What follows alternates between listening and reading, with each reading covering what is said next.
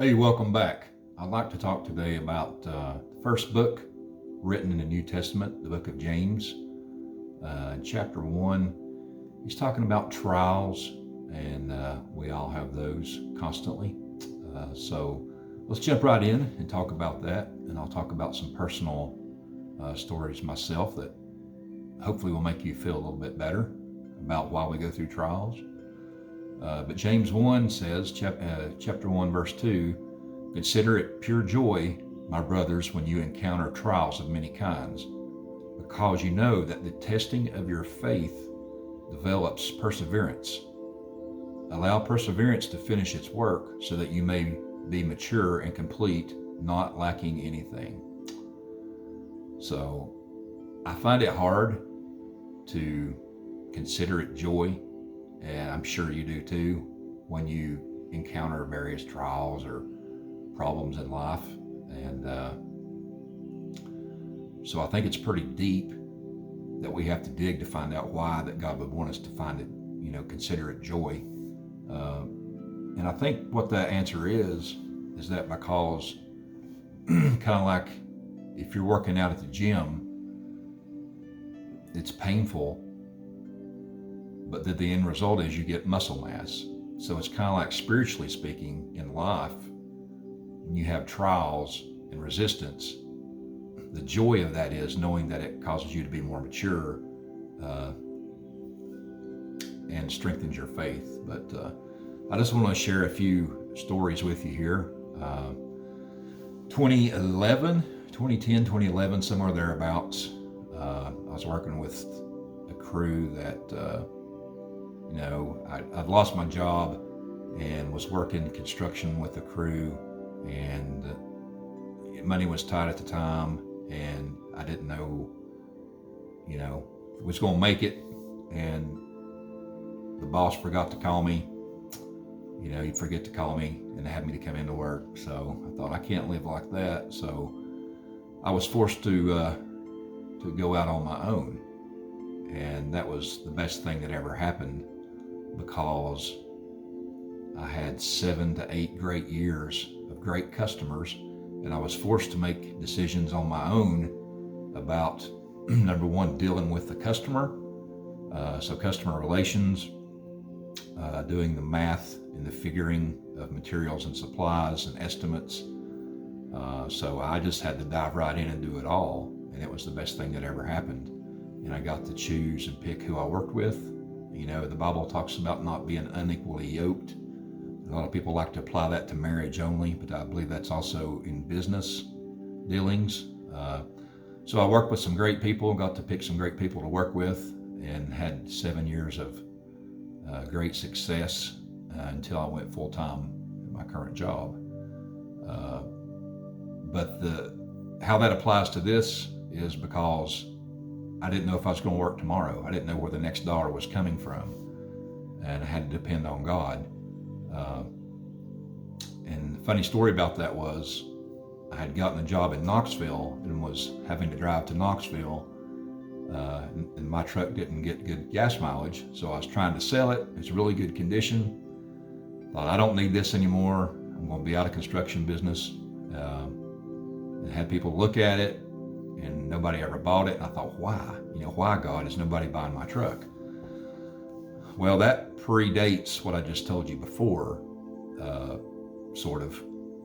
Little did I know I would need that truck for my own personal business, to haul supplies and tools and that sort of thing. See, God saw that before I did. And all I could see was the problem I had, and God saw what the solution was going to be, and I had no idea. So also in 2016, Sonia and she became pregnant with what we considered our miracle baby.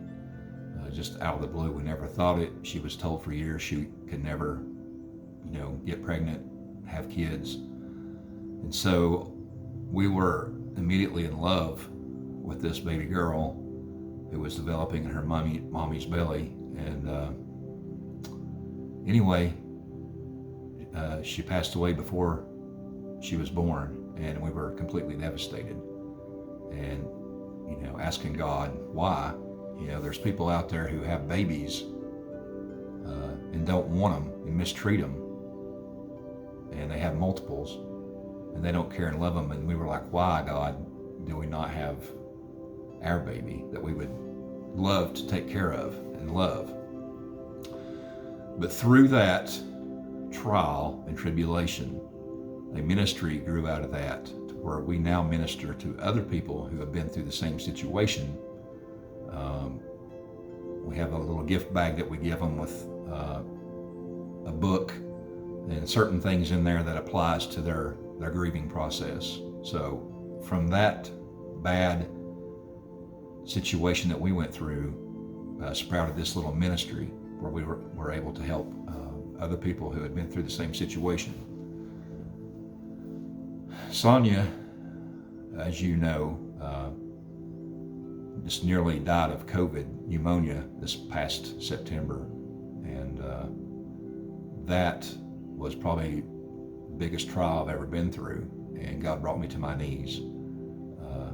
I found it hard to rejoice in that, but as I was dependent upon God, and as I turned everything over to Him and completely had faith, I started to see things turn around, and I started to witness before my eyes the miracle that God was doing in her life.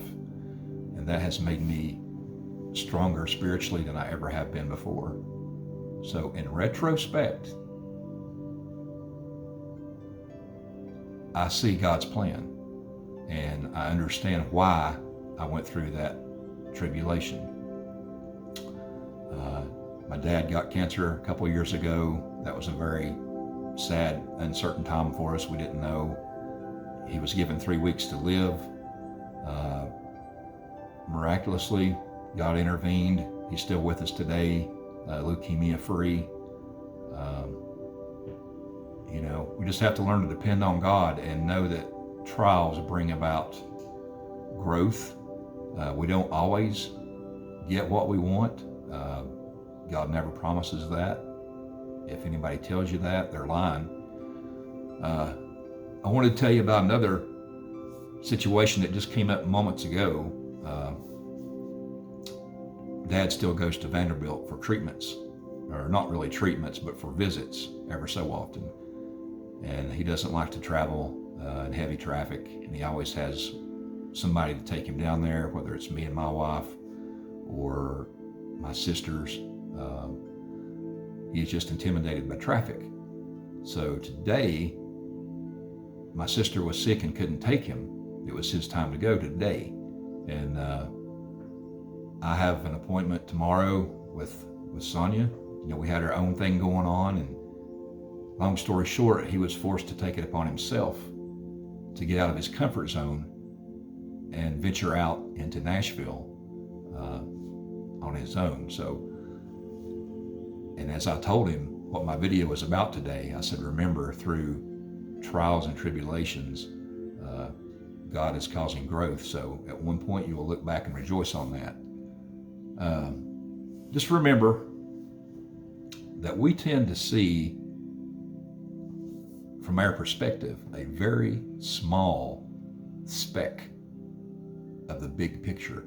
God sees the big picture. He sees the future. He sees the role you're playing in that. And we just see a little tiny speck of that. And God sees the big picture, and one day we will. Remember that God has a plan.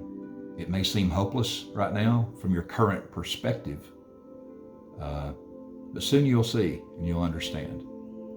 I want to share a picture with you. This picture here of this ugly, scared minion, it looks like he's in a very dark place. But when you pan out and you see the full picture, kind of like God sees our full picture, you see that it's very beautiful. So keep that in mind today as you go about life and you're going through trials and trouble. Just know that God knows. He knows you're there, and He gives you the strength to get through it. And just try to learn to embrace that and see that something's going to come from it that's going to be good and productive. Have a great week. Until next time, God bless.